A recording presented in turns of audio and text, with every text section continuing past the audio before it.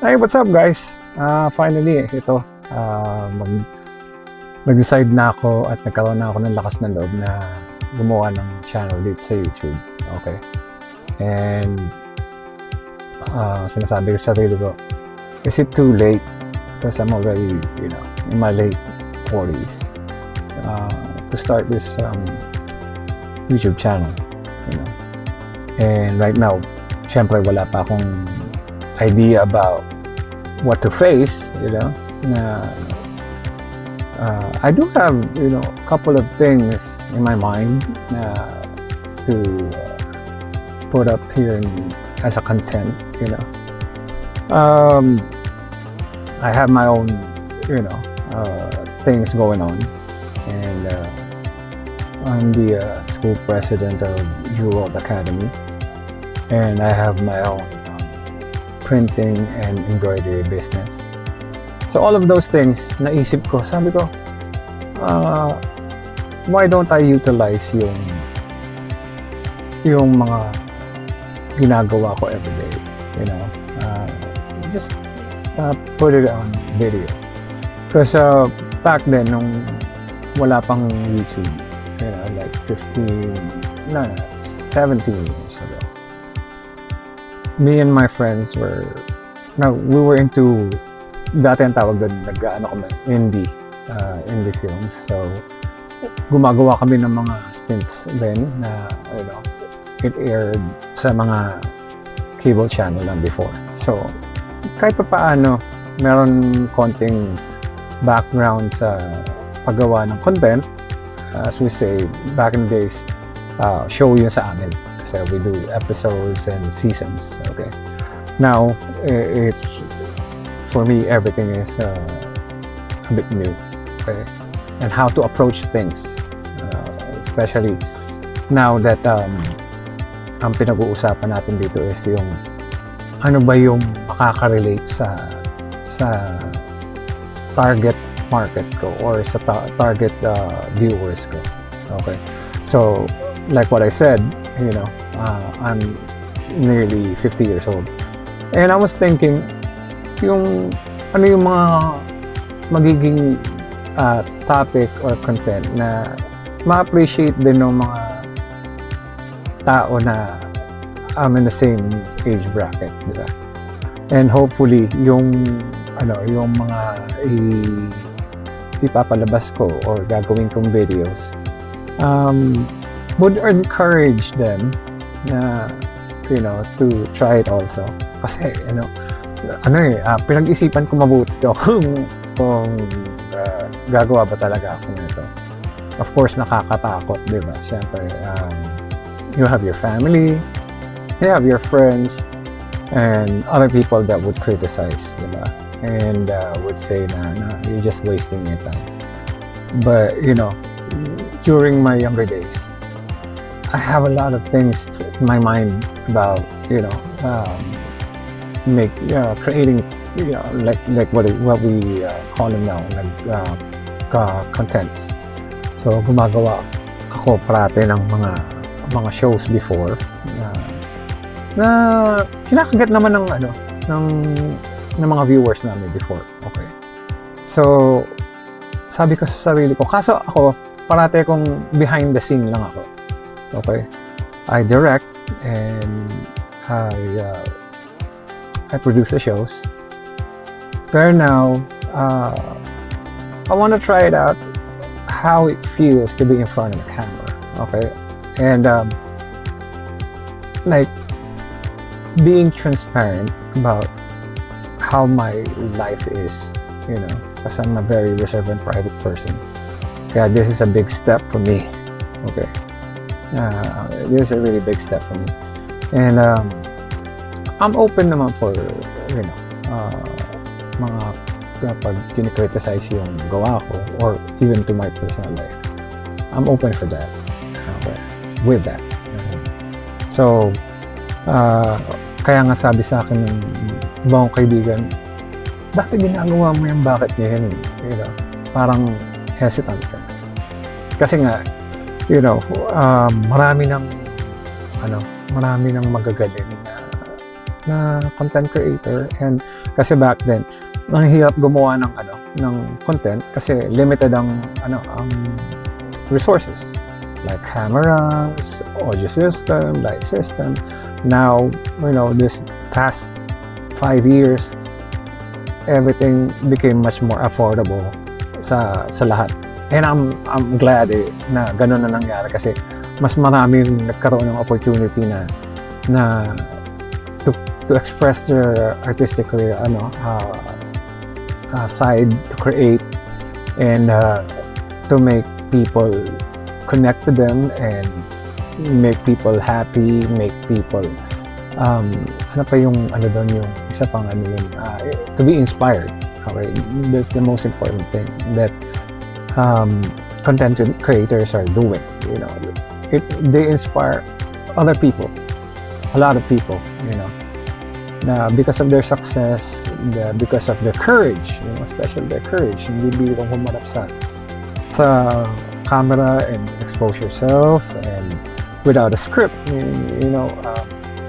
You're not acting, you are being who you are, showing your private life, especially sa buong mundo na yan kasi once you put things that you do on a video and then you upload it, and it's gonna be worldwide and it's there forever.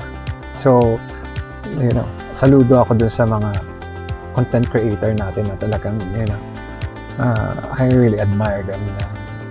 They're doing their own thing and making it in life, and so does other followers, and it's good that people have merong alternative na source of income, diba? And besides from that, they're not really working like 8 hours a day, 6 times a week, and mas marami silang time sa family nila. They're enjoying what they're doing at a young age, nawala sila dun sa rat race na tinatawag natin sa buhay, diba? Kaya nagkaroon sila ng alternative means to create income, okay, and provide. This what's important to my fellow Pinoy content creators, diba? Saludo ako sa inyo dyan. And galing nyo, ang dami kong pinapanood ng mga vlogs nyo and podcasts, and I was like amazed how much talent there is dito sa atin. With that being said, hopefully, I know naman this video is not gonna not go viral or anything. It's just my introduction to the digital world, okay, na hopefully maging okay, and like what I said, I'm not expecting anything out of it, I'm not here to really expect to make money, and I'm here to make that big leap na sabi ko nga, I've done things in my past, since wala pa mga video na, I played in a band, I did a lot of hobbies and everything, and all I had was my video camera before, may mga tape pa na naka-tape pa na, so unlike nowadays, it's all digital, so it's like a second chance in life, to compile your life story and be able to share it to other people, a lot of people, especially in the internet, and hopefully a lot of people would be able to relate, to connect, and appreciate kung ano man yung mga gagawin ko in the future na mga contents na ilalagay dito sa channel ko. And hopefully mag-enjoy yung lahat, makakuha ng idea din kung how things run, how things work, ganito pala ang pwede kong gawin, di ba? So, it's also informative yung plano kong gawin. So, with that, hopefully, you could join me on my journey here at YouTube. Just like or subscribe. This is day 1, and I just basically use my phone, and I bought a Lazada, what do you call this, wireless microphone to enhance yung audio ko. So, and let's see kung I'm approaching it in a business way, kind of like yung pag-develop ng production. I don't want to spend so much right away and then it flops. Diba? Maraming ganun. So, mas maganda yung unti-unti na nakikita mo na, na gumaganda yung production mo. Kakaroon ka ng additional features sa channel mo. But for now, I'll just be using my phone. So, what I'm gonna do is I'm gonna order stuff sa Lazada or Shopee. I'm gonna do a low budget at first, okay? And then let's climb the ladder, diba? And gusto ko kasama ko kayo doon. Tapos gagawin din natin yung mga unboxing natin. So, mag-order ako ng mga things na essential para sa pag-create ng content. And kung may suggestion kayo, please do send me, your thoughts on it. And I would gladly consider your advice, na kung ano yung mga maganda at murang gamit na gamitin na pangsimula. Siguro nagtataka kayo, ba't pa ako gumagamit ng ear monitor? I'm just used to that na naririnig ko yung sarili ko.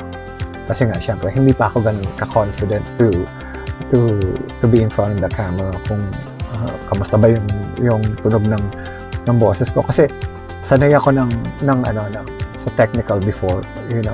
I was a soundman before also. So, isa sa very critical area ng filming or ng video is to have a good audio.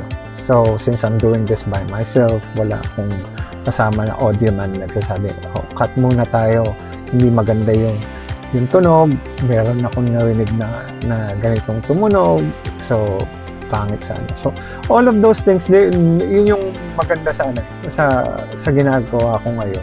And sa ginagawa rin ng karamihan na kasi sa film industry, everything has to be perfect. The shots, the angles, the lighting, and especially the sound, the audio. So I'm trying to steer away from that. Gusto kong yung malinis siya pero raw lang yung even the editing itself. Parang I'm thinking na parang okay, let's see how it goes, na ito muna, simple as this, because not a lot of people is really gonna view this first what do you call this video, this vlog that I'm doing. And I don't know if kung up to this point people are still interested in listening to what I'm saying. So because this is very simple, basic. You have just two light setup, which is my fill light and then my background light to separate me from my background. And I'm just using a phone, my personal phone, together with a wireless microphone, and for me the audio, is much better than my regular microphone on my phone. So, yun.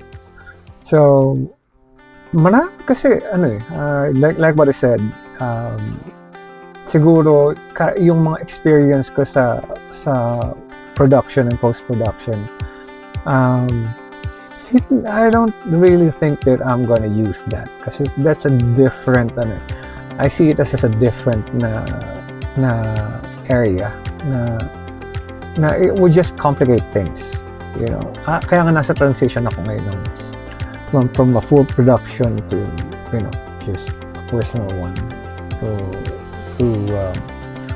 and also I would like to see myself develop yung mga bad habits ko in front of the camera, you know. And because when you're behind the camera, when you're the ones directing the show, when you're directing, you know, the film, yung mga bad habits ng mga actors mo or yung host mo, you correct them, diba? Kasi hindi maganda sa camera yun. Pero ako nakakatawa, alam ko dahil nakikita ko siya sa yung sarili ko. That's the weird part about it. That's very new to me, you know, na ako yung nasa harap, nakikita ko yung mga mali sa akin, yung mga ginagawa ko. Hindi ko nasasabihin pero ako nanonotice ko na siya as I speak right now with you, towards you guys. And especially walang script, diba? So it's a impromptu yung lahat ng mga sinasabi ko, what comes in the top of my mind, the top of my head. Yun yung wala nga akong codico for sequencing yung what's the first thing I have to discuss. It's very raw talaga. And that's the purpose of this first video, you know, just to introduce myself, you know, and talk about things that the big difference from what I do before and what I'm doing now. And I know maraming nakaka-relate doon na mga tao na parang ako na kahit meron akong experience sa film industry for how many years. Pero iba yung pag ikaw rin yung nakaharap. Ikaw yung nasa harapan ng camera na kailangan mawala yung insecurity mo, okay? Dahil kailangan maging relax ka in front of the camera, that you don't have a one day nights like what I'm doing when I'm thinking and, you know, trying to say things, but it takes practice, diba? It takes practice, and that's one of the reasons why I never, you know, wanted to be in front of the camera before. That's why, you know, mas pinili kong nasa production ako, mas pinili kong first maging lightsman, and then after, you know, being a lightsman, napunta ako sa pagiging audio man and field audio man, and then after that napunta ako sa editing, and then dati yung editing mas just linear mga tape so hirap. So yun, pero syempre may mga mentor ako excuse me, tapos ang gamit pa namin ng mga super VHS tape, so yung malalaki yun. Now ang daling mag-ingest, ang daling maglagay ng content mo sa computer para yung edit just very seamless ang pag-edit ngayon unlike before. And that's why nakakatuwa nga yung mga ginagawa ng mga content creator natin. Grabe, sobrang yung because of the technology now, yung kanilang artistic side, yung kanilang vision na gusto nilang gawin, and with the affordability of the production, what do you call this, production stuff, you know, like cameras, you know, lighting and everything, is affordable na. Dati sobrang mahal, and that's why other people mag-renta pa before para lang makapagawa ng tapos per ora pa yung pagrenta ng mga gamit dati. And tas yung mga ilaw dati sobrang lalakas sa kuryente, tas ang init, kaya kikita dahil yung gawa sa mga halogen, like now is LED, matipid sa kuryente, tapos it doesn't generate ng init, so hindi ka nalulusaw. Dati kaya mapapansin nyo yung mga pista dati parating sinasabi pagkatapos ng cut, oh, retouch, makeup, kasi nalulusaw sila sa yung pawis nila. And now, people are just more relaxed dahil yung mga gamit ngayon is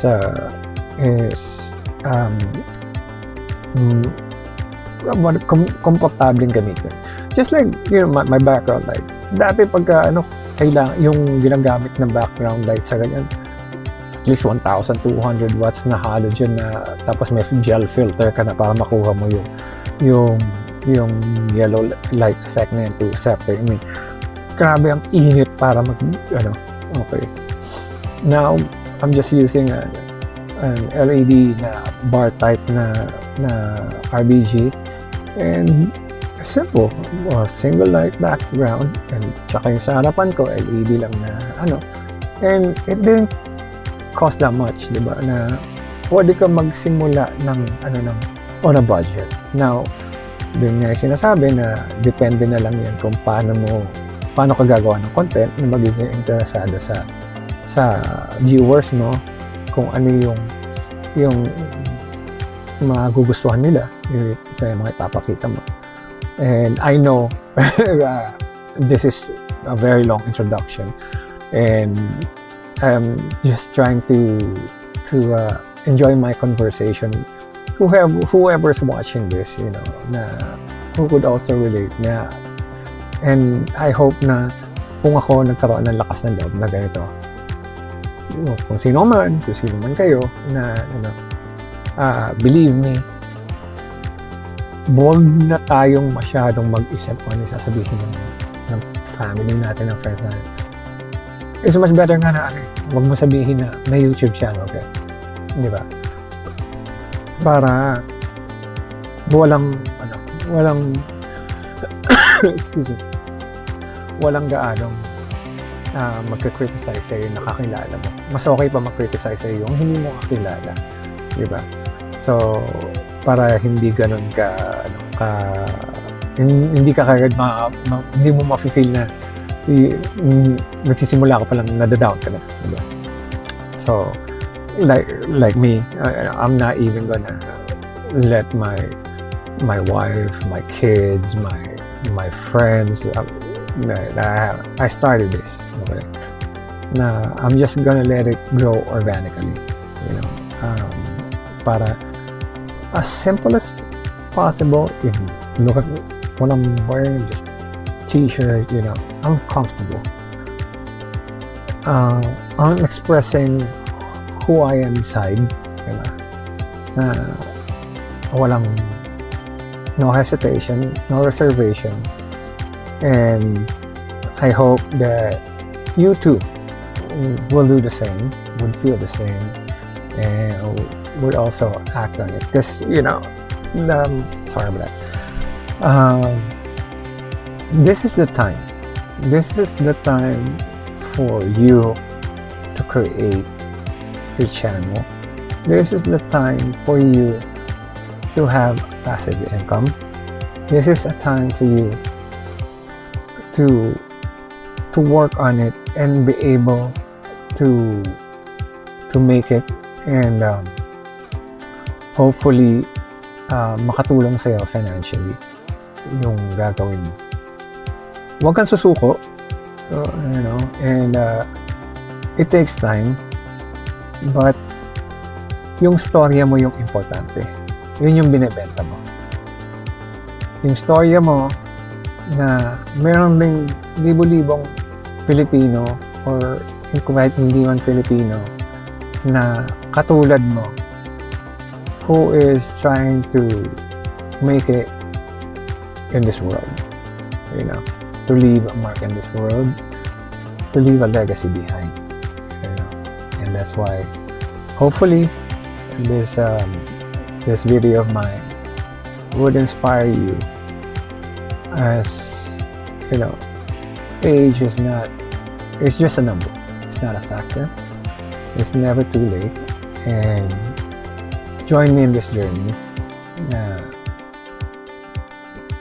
para lumago, and kung ano man yung makita mo na it works for me, in the future, feel free to absorb it and use it. So, okay, till my next video. By the way, I'm Ian, and next video I'll show you some of my stuff that I do. Okay, all right. Don't forget, like and subscribe.